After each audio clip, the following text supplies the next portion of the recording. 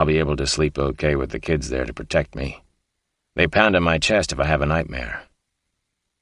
Kyle finally smiled. "You're an unusual man, Alex. You're both incredibly open and secretive." "Getting more unusual every day," I said to Kyle.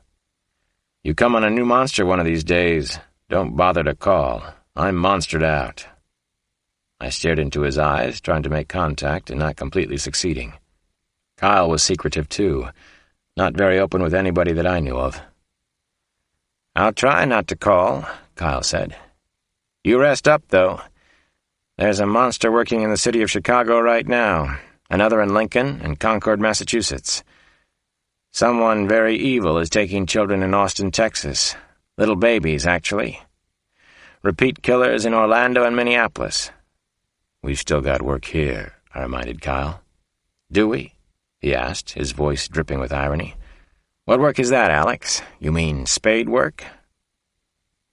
Kyle Craig and I watched the terrifying scene that was unfolding near the underground house. 70 to 80 men were busy digging up the meadow west of the disappearing house. They were working with heavy pickaxes and shovels, searching for bodies of murder victims. Spade work. Since 1981, beautiful and intelligent women from all over the South had been abducted by the two monsters and murdered. It was a 13-year reign of horror. First I fall in love with a woman, then I simply take her. Will Rudolph had written that in his diaries out in California. I wondered if the sentiment was his or his twins. I wondered how badly Casanova was missing his friend now, how he grieved, how he planned to cope with his loss. Did he already have a plan? I believe that Casanova had met Rudolph sometime back around 1981. They had shared their forbidden secret. They liked to kidnap, to rape, and sometimes to torture women.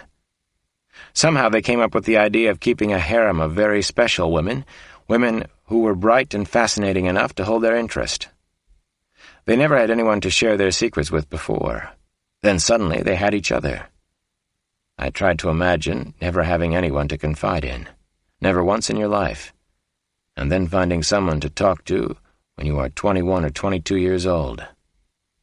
The two of them had played their wicked games, gathered their harem of beauties in the Research Triangle area and throughout the Southeast. My theory on twinning had been close to the truth. They enjoyed kidnapping and holding beautiful women captive. They also competed. So much so that Will Rudolph finally had to go off on his own for a while, to Los Angeles. He had become the gentleman caller out there. He'd tried to make it on his own. Casanova, the more territorial of the two, continued to work in the South, but they communicated. They shared stories they needed to share. Sharing their exploits was part of the thrill for both of them. Rudolph eventually told stories to a reporter at the Los Angeles Times. He tasted fame and notoriety, and he liked it. Not so Casanova. He was much more of a loner. He was the genius, the creative one, I believed. I thought I knew who he might be. I thought that I'd seen Casanova without his mask. I kept drifting in and out of strange private thoughts at the dizzying crime scene. I was burnt toast, but that didn't matter anymore. It hadn't mattered for a while. Casanova, the territorial killer, I was thinking. He was probably still in the area around Durham and Chapel Hill. He had met Will Rudolph around the time of the Golden Couple murders. So far, he'd thought everything through with almost perfect clarity. He had finally made a mistake during the shootout 2 days before.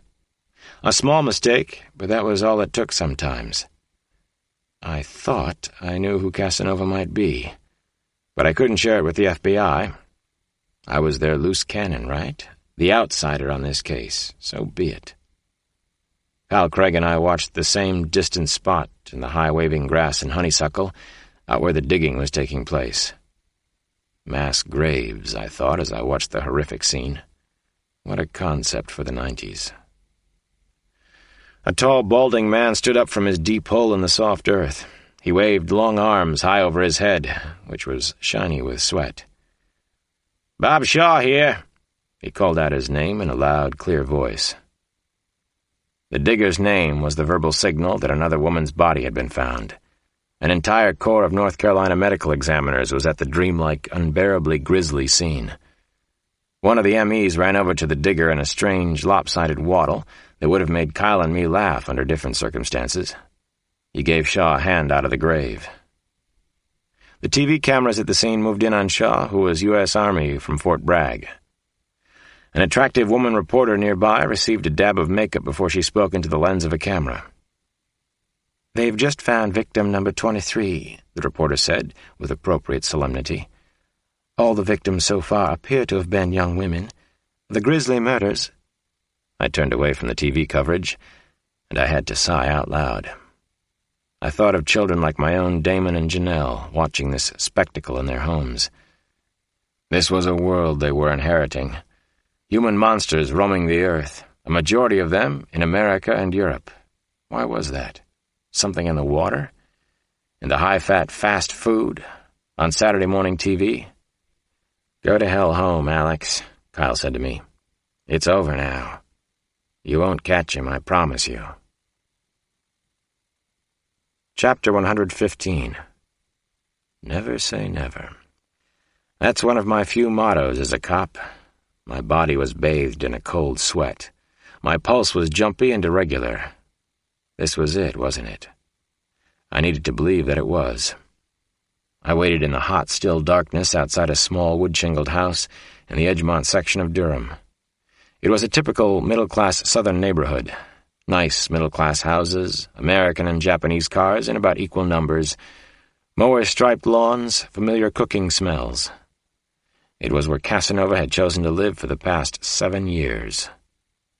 I had spent the early part of that night at the offices of the Herald-Sun. I had reread everything written in the newspaper about the unsolved murders of Roe Tierney and Tom Hutchinson. A name mentioned in the Herald-Sun helped put it together for me, confirmed my suspicions and fears, anyway. Hundreds of hours of investigating, reading and rereading Durham police briefs, then pay dirt on a single line of newsprint. The name was in a story lost in the Durham newspaper's middle pages. It appeared just once.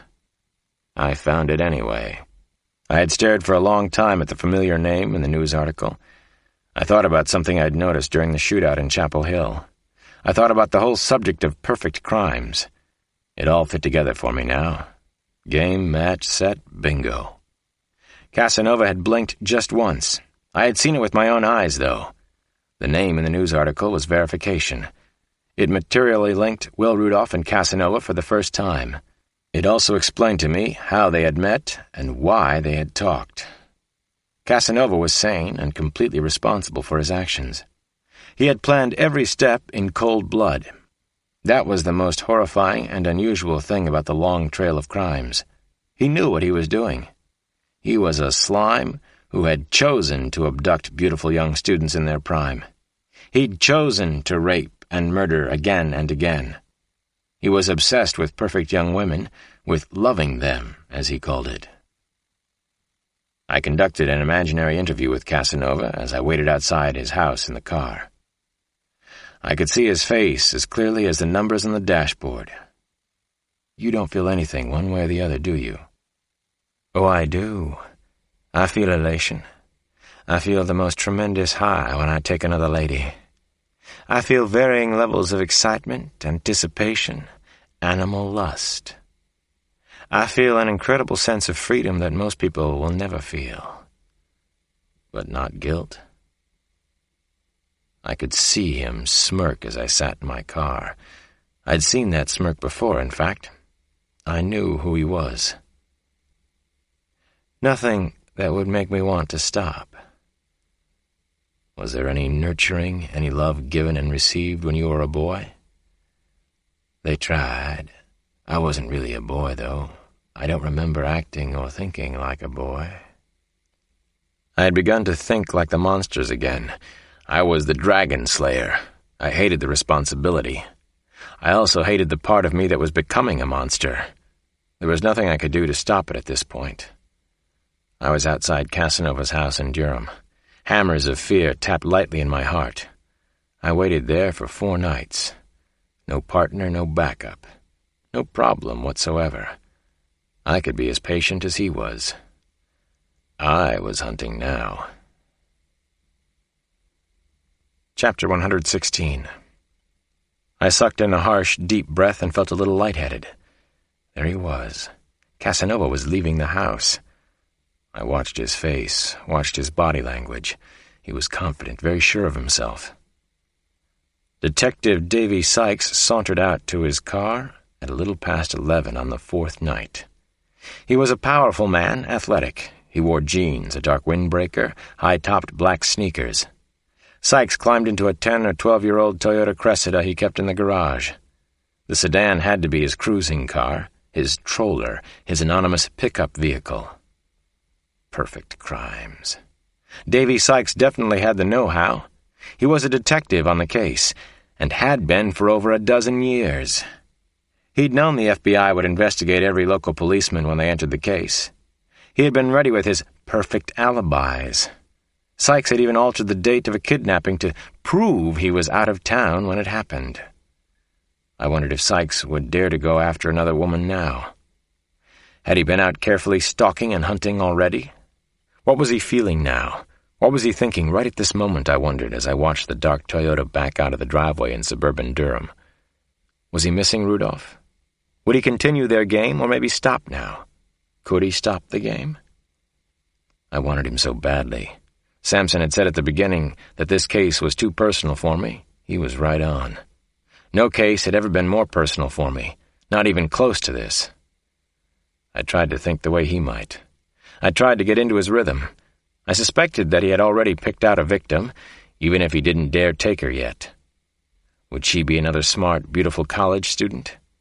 Maybe he would change his pattern now. I doubted it. He loved his life, his creation, too much. I followed the human monster down dark, deserted streets in southwest Durham. Blood pumped loudly through my head. I couldn't hear much of anything else. I drove with my headlights off for as long as Davy Sykes stayed on the side streets. Maybe he was just headed to the Circle K for cigarettes and beer. I thought that I had finally figured out what had happened back in 1981, that I had probably solved the Golden Couple murder which had shocked the university community here and in Chapel Hill. Will Rudolph had planned and committed the violent sex murders while he was a student. He had loved Rose Tierney, but she was interested in football stars. Detective Davy Sykes had met and questioned Rudolph during the subsequent police investigation. At some point, he had begun to share his own dark, forbidding secrets with the brilliant medical student. They had known about each other, felt it, sensed it. Both of them desperately wanted to share their secret need with someone. Suddenly, they had each other. Twinning. Now, I had killed his only friend. Did Davy Sykes want to kill me for that? Did he know I was coming for him? What was he thinking right at this moment? I didn't just want to catch him. I needed to capture his thoughts. Casanova turned onto Interstate 40 and headed south. He was traveling toward Garner and McCullers, according to bright white-on-green road signs. There was relatively heavy traffic on the interstate, and I was able to follow him in a safe cluster with 4 or 5 other cars. So far, so good. Detective against detective. He got off at exit 35, which was boldly marked for McCullers. He'd gone a little over 30 miles. It was approaching 11:30 at night, the witching hour. I was going to take him out tonight, no matter what. I had never done that before, not in all my time as a homicide detective in Washington. This time, it was personal. Chapter 117. A mile from the exit ramp off 41, a Ford pickup truck swerved out of a hidden driveway. It was unexpected, but good luck for me. The dull red truck fell in between Sykes and me, offering me some cover. Not much, but enough for a few more miles. The Cressida finally pulled off the main road a couple of miles outside McCullers. Sykes parked in the crowded lot of a bar called the Sports Page Pub. One more car that wasn't likely to be noticed. That was what had begun to give him away. It was why even Kyle Craig had been on my list of suspects. Casanova seemed to have known every move the police would make before they made it. He had probably abducted some of the women by coming up to them as a police officer. Detective Davy Sykes. He had gone into a professional shooting crouch that afternoon on the street in Chapel Hill. I knew he was another cop. When I searched through the newspaper articles on the Golden Couple murder, I had spotted his name. Sykes had been a young